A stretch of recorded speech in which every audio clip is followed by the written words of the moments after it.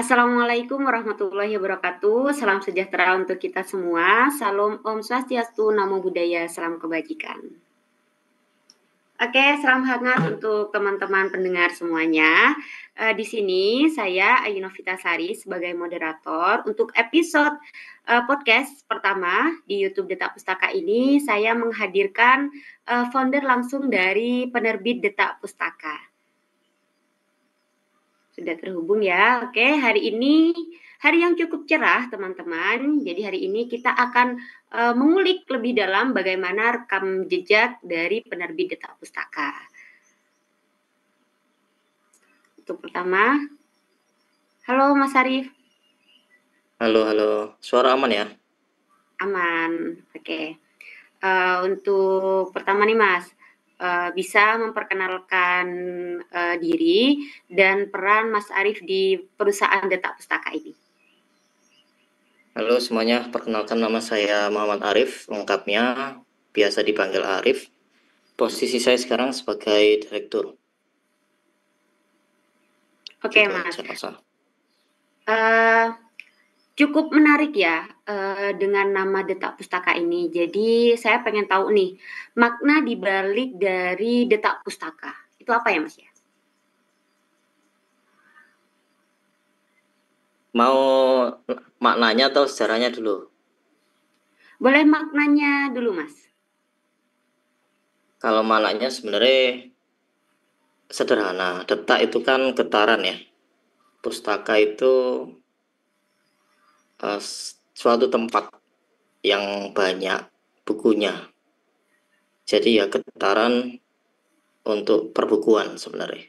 Meskipun pada awalnya nggak itu maknanya. Karena waktu itu memang niatnya bukan untuk penerbitan awalnya, untuk media. Cuman karena namanya lebih condong ke perpustakaan atau penerbitan, akhirnya ya udah jadi penerbitan gitu. Detak Cukup itu pun filosofis dulu ya. listnya nggak terlalu banyak. Salah satu namanya ya Detak, ada beberapa yang lain aku lupa. Kalau makna yang sangat filosofis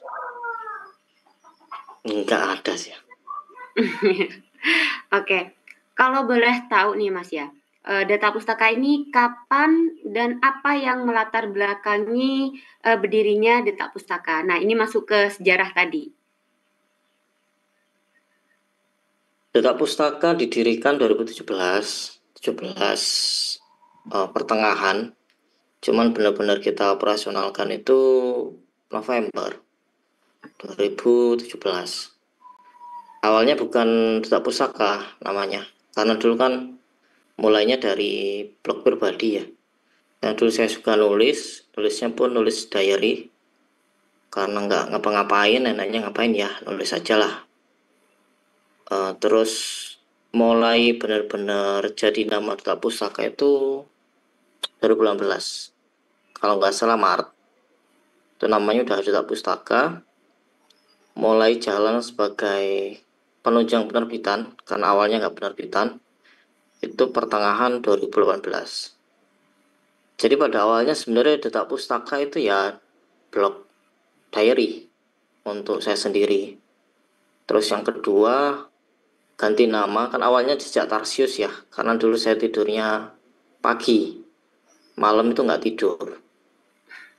Jadi aktivitasnya kebanyakan mulai siang sampai malam. Pagi untuk tidur. Ya jam 4, jam 5 lah mulai tidur sampai jam 10-an. Gitu. Terus setelah ganti nama jadi Detak Pustaka itu awalnya mau bikin media sebenarnya. Kayaknya ada di LinkedIn-ku itu poster pertama. Jadi tagline-nya itu nggak kayak sekarang. Namanya itu bacaan milenial dan Gen Z kalau nggak salah tagline-nya itu. Ya memang benar-benar untuk media awalnya. Sampai akhirnya masuk ke dunia penerbitan itu 2018 pertengahan. Ketika ada salah satu guru SMA, guru SMA saya dulu itu ngechat, bisa nggak bikinin desain buku? Sebenarnya saya nggak bisa. Terus saya jawab bisa. akhirnya kok dapat duit dari situ, ada potensi gitu. Terus tak bikin artikel SEO, dan mulai dari situ banyak pesanan masuk sebagai penunjang penerbitan, belum penerbitan. Kalau masuk ke penerbitannya itu kurang lebih 2020 akhir ya, 2020 atau 2021 awal itu udah mulai masuk, udah mulai proses ISBN, terus layout cover udah lengkap, cuman memang nggak sekompleks sekarang. Kalau dulu ya sederhana, customernya ya dari orang-orang itu aja ngandelin website atau SEO. Sampai kalau sekarang udah banyak metodenya, Instagram juga kita udah lumayan, dan iklan juga udah cukup banyak. Itu sih sejarahnya. Oke. Mendengar dari sejarah yang disampaikan oleh Mas Arif, terbesit nih Mas, apa visi dan misi utama dari perusahaan Detak Pustaka ini sehingga bisa berjalan sejauh ini, ya udah melewati 5 tahun, itu udah cukup ini ya Mas ya, udah cukup lama dengan kehadiran Detak Pustaka yang masih baru ini. Visi misi mulai kita matangkan itu pas fokus ke penerbitan. Kalau tagline kita sekarang kan menjadikan bukumu lebih baik. Nah, ini maknanya luas, bukan hanya lebih baik dalam konteks visual, tapi dalam konteks isinya, dalam konteks edukasi sebelum menulisnya, dan sampai akhir penerbitannya. Kita pengen semuanya tuh bagus dari awal sampai akhir.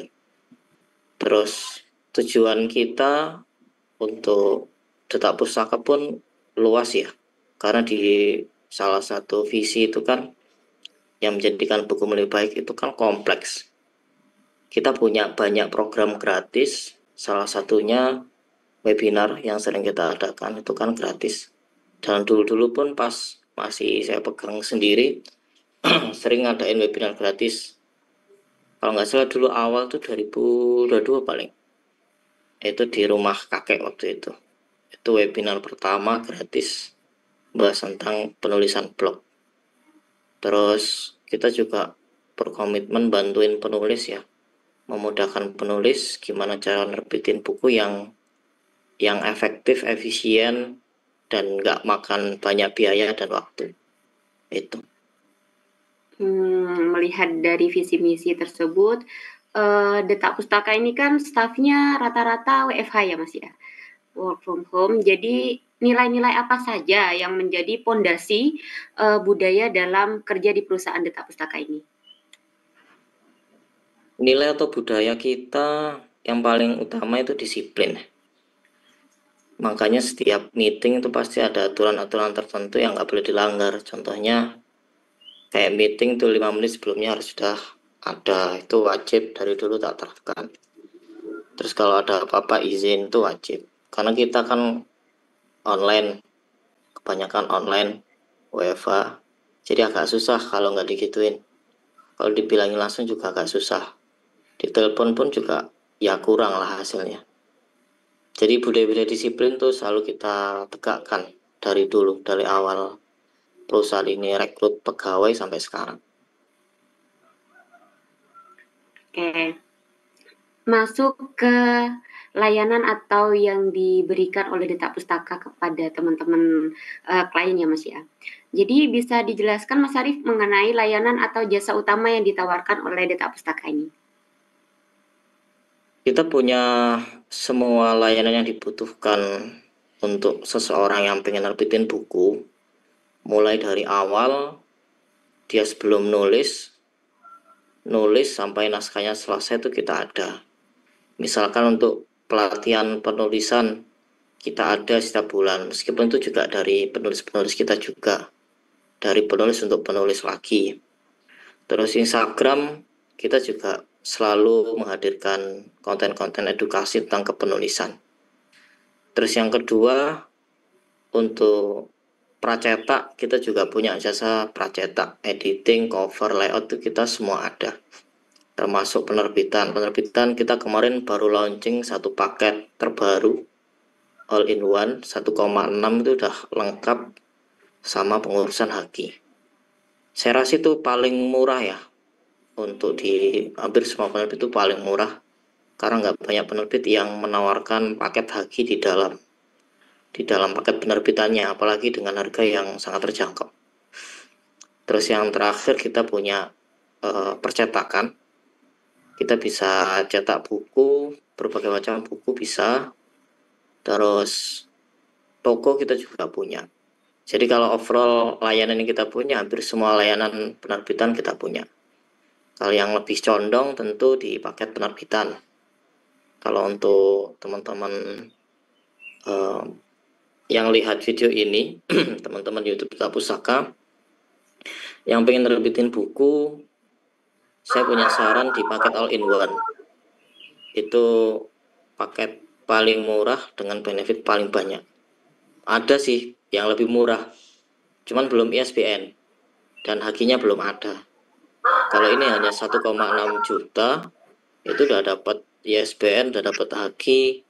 Nanti bukunya ada di Google Playbook, ada di Gramedia Digital, di Shopee, TikTok Shop, dan masih banyak lagi. Gitu. Oke, mengenai banyaknya layanan atau jasa yang disediakan oleh Duta Pustaka, apa nih Mas keunggulan yang membedakan layanan Duta Pustaka dengan yang lainnya, dengan penerbit-penerbit lainnya? Waktu ya. Saya tuh selalu ngomong ke tim operasional, waktu itu adalah prioritas utama. Makanya ketika kita bikin estimasi pemrosesan itu kita hitung betul. Jadi waktu yang kita kasih ke customer atau penulis itu pasti sama atau bahkan lebih cepat. Mungkin di beberapa kasus bisa lebih lama. Cuman itu nanti kita konfirmasi. Biasanya ada kendala di bagian percetakan. Biasanya mesin yang rusak atau apa itu nggak bisa kita kontrol ya. Jadinya itu aja yang kelemahannya. Jadi yang kita unggulkan di Duta Pustaka itu ketepatan waktu. Terus yang kedua, quality control yang berlapis. Jadi kecil kemungkinan output buku yang kita keluarkan itu hasilnya kurang bagus. Oke, kalau untuk target audiens sendiri gimana Mas? Mengenai layanan yang diberikan oleh Duta Pustaka ini, umumkah atau tertentu? Segmentasi kita hampir menyeluruh ya, nggak semua, cuman memang semua kalangan bisa untuk masuk ke berbagai jenis layanan kita. Contohnya misalkan penerbitan untuk PNS, untuk guru, untuk pengajar lah pada umumnya itu bisa masuk. Termasuk penulis-penulis novel, penulis pemula itu pun juga bisa masuk. Atau nanti dibedakan berdasarkan paket. Misalkan untuk penulis pemula yang budgetnya terbatas bisa pakai yang paket hemat atau harga termurah. Kalau untuk yang lain bisa untuk yang penghasilannya lebih banyak. Jadi secara segmentasi atau target market cukup luas. Nggak semuanya tapi cukup luas. Oke Mas. Mengenai layanan dan penawaran sudah dijelaskan. Nah, ini di sini Nosa pengen tahu nih Mas, boleh diceritakan mengenai contoh nyata bagaimana layanan yang dapat membantu klien di dalam Duta Pustaka ini Mas? Banyak ya, misalkan contoh ada satu penulis, kayaknya di Google Review ada, dia tuh pengen punya buku dari lama, cuman bingung caranya. Akhirnya dikirim ke kita, awalnya curhat tentang tulisannya, terus akhirnya kita ajak untuk ngirim naskah, dan naskahnya bagus, kita bantu terbitkan. Dan dia merasa terbantu, karena naskahnya udah diterbitkan, dan kayaknya sekarang salah satu penjualan yang cukup baik. Gitu. Dan masih banyak lagi contoh-contoh yang kayak gitu. Mungkin bisa konteksin, nanti bisa tak ceritain untuk Nosa. Oke, siap Mas. Jadi teman-teman yang mendengar video ini bisa banget nih mampir di website kita, jadi bisa baca-baca tentang pelayanan dan review-review dari teman-teman penulis ya teman-teman. Nah, masuk ke bagian tim nih Mas. Nosa tuh penasaran, ada nggak tantangan menarik saat membangun tim yang notabene itu kita WFH gitu Mas? Tentu setiap hal itu ada tantangannya, termasuk tim.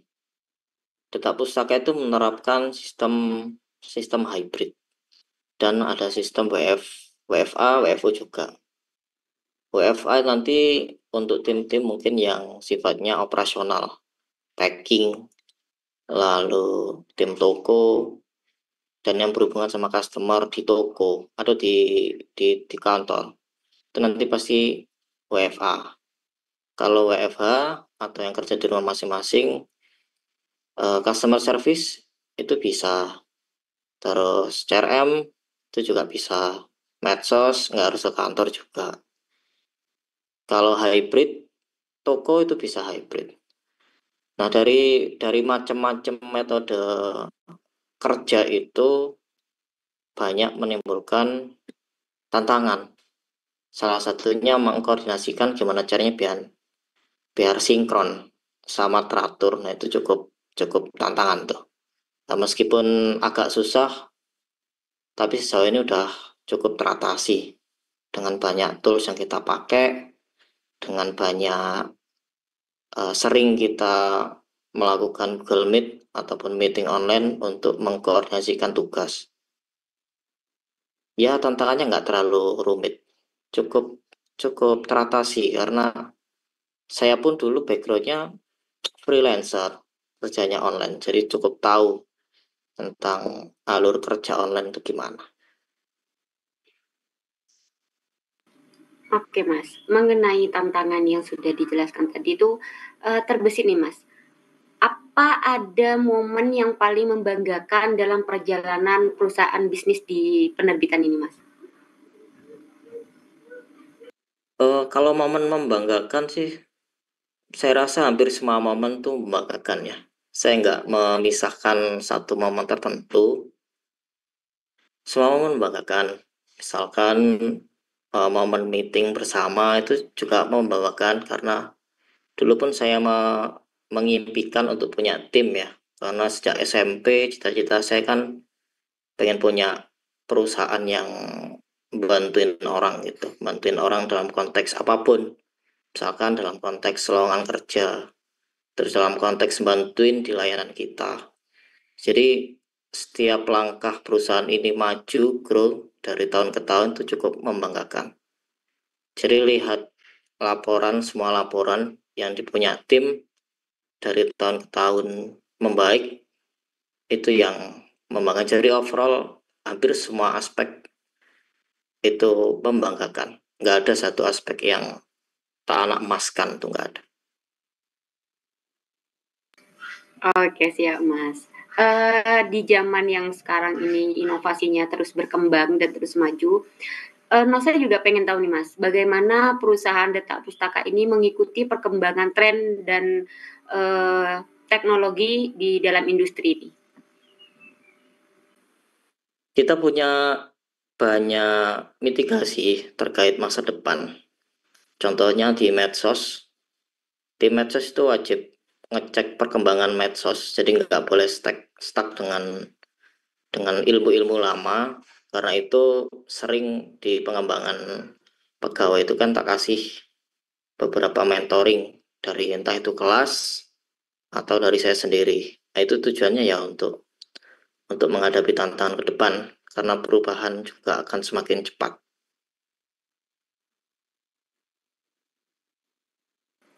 Nah, masuk ke bagian bagaimana Detak Pustaka memberikan pelayanan terbaik kepada klien ya Mas. Jadi pendekatan seperti apa yang Detak Pustaka berikan guna membangun relasi kepada teman-teman klien Mas? Pendekatan kita lebih ke komunikatif ya. kita punya beberapa lapis customer. Kita punya customer service utama, terus kita punya project manager, terus kita juga punya CRM. Itu berlapis-lapis. Terus kita juga menghimpun penulis-penulis atau customer kita di satu grup yang sama. Itu merupakan salah satu bentuk komunikasi kita ke penulis, biar penulis itu ditreatment sebagaimana customer. Jadi nggak merasa ditinggalkan. Gitu. Jadi lebih komunikatif. Oke, baik. Sebelum Nosa tutup ya Mas ya, Nosa pengen tahu nih, apakah ada pesan yang ingin disampaikan oleh Mas Arif kepada teman-teman pendengar podcast Deta Pustaka yang baru mengenal atau baru mengetahui tentang Deta Pustaka ini, Mas? Oke. Bukan pesan ya, paling apa ya, kata-kata biasa gitu. Jadi zaman sekarang itu memang penulis itu menurun, entah kenapa ya. Jadi banyak penulis yang masuk itu kebutuhannya bukan kebutuhan pure pengen nulis, tapi ada tuntutan sesuatu, entah itu tuntutan kerja atau tuntutan yang lain. Nah, saya berharap ke teman-teman pendengar mulai rajin penulis, karena banyak negara-negara maju itu banyak penulisnya. Bahkan negara tetangga kita di survei, saya lupa surveinya dari mana, cuman ada yang mengatakan di situ, contoh Singapura ya, cita-cita mereka itu jadi penulis. Sedangkan Indonesia cita-citanya cukup aneh, jadi YouTuber. Kan tuh bertolak belakang. Jadi saya harap teman-teman semua ini bisa menulis, meskipun nggak jadi penulis, dibiasakan untuk menulis. Karena dulu pun pas saya masih sekolah, sebelum saya kena minus, atau pas masih SD lah, ketika guru menjelaskan tuh saya nulis. Saya nulis terus pas di rumah itu saya pelajari ulang. Besoknya ya udah bisa, udah hafal. Gitu. Itu salah satu metode yang saya terapkan, masih ingat tuh kelas 6 SD. Terus saya nulis setiap kali ada guru yang menjelaskan, terus saya kerjakan, bikin soal sendiri. Di akhir semester, terus saya dapat peringkat 1 dengan gap cukup jauh dengan peringkat 2. Kalau nggak salah rata-rata nilai saya itu 95, bawah itu 80 sekian. Karena metode yang nggak terapkan, menulis dipelajari. Gitu. Terus di agama mayoritas atau Islam kan diajarkan juga. Kalau untuk mengikat ilmu yang kita dengar ya dengan cara menulis. Iya kan? Gitu. Jadi coba dibiasakan menulis lagi lah. Nggak harus di buku, nggak harus di buku catatan. Di HP pun bisa. Kita semua kan gemar menulis dan membaca ya. Cuman konteksnya bukan menulis membaca yang kita semua inginkan, tapi chattingan. Gitu. Itu produktif sih memang. Cuman bukan penulisan yang terstruktur. Gitu. Dan aku berharapnya ke depan penulis-penulis di Indonesia ini lebih banyak lagi, industri penerbitan itu bisa hidup, dan banyak orang-orang Indonesia, khususnya nanti yang akan jadi generasi emas 2045, target pemerintah, itu bisa tercapai dengan maksimal. Salah satunya kita tingkatkan budaya membaca, sehingga rasio membaca Indonesia itu lebih baik. Kalau teman-teman cek tingkat orang Indonesia membaca itu rendah. Di riset terakhir entah tahun 2000 berapa itu, 2020-an pokoknya ke atas, kita itu ada di peringkat 70-an. Itu kan cukup jelek ya untuk negara sebesar ini, dengan sejarah kepenulisan yang panjang. Kalau kita lihat sejarah apa hidup Buddha di Indonesia itu kan banyak prasasti-prasasti. Orang zaman dulu saya nulis di batu gitu. Sekarang kita punya teknologi ya kita manfaatkan. Mungkin itu aja saranku atau kata-kataku untuk teman-teman. mulai biasakan menulis, gemar membaca, dan nggak harus dipublikasikan. Yang penting mulai hobi aja. Oke. Terus nih Mas, sebagai menjadi jembatan literasi Duta Pustaka, jadi agar teman-teman mudah untuk mewujudkan atau membangun literasi kembali di Indonesia ini, di mana nih Mas teman-teman pendengar kita bisa mendapatkan informasi lebih lanjut atau menghubungi Duta Pustaka? Gimana tuh caranya? Teman-teman bisa follow IG Duta Pustaka. Duta Pustaka juga ada beberapa IG, ada printing, ada publisher, sama ada toko. Itu teman-teman bisa follow. Akan banyak informasi yang berguna, khususnya dalam konteks kepenulisan. Atau kalau mau diskusi terkait layanan, itu bisa ke nomor admin di 085 850 038 406. Nanti bisa diskusi di situ ya. Terus kalau mau nonton video-video keren dari Duta Pustaka, bisa subscribe YouTube kita di Duta Pustaka. Oke, terima kasih Mas Arius sebagai Direktur Utama Duta Pustaka. Oke, teman-teman, itulah rekam jejak dari perusahaan Duta Pustaka. Jadi teman-teman yang ingin menjadi penulis, tidak harus penulis yang sudah senior ya, teman-teman yang baru belajar menulis, bisa banget nih bekerja sama dengan penerbit Duta Pustaka untuk mewujudkan literasi yang lebih baik di Indonesia ini. Oke teman-teman, saya Ayu Novitasari dan terima kasih untuk Mas Arif waktunya. Sama-sama. Oke, kita ketemu lagi di episode podcast selanjutnya ya, teman-teman. Oke, ayo akhiri. Wassalamualaikum warahmatullahi wabarakatuh. Waalaikumsalam.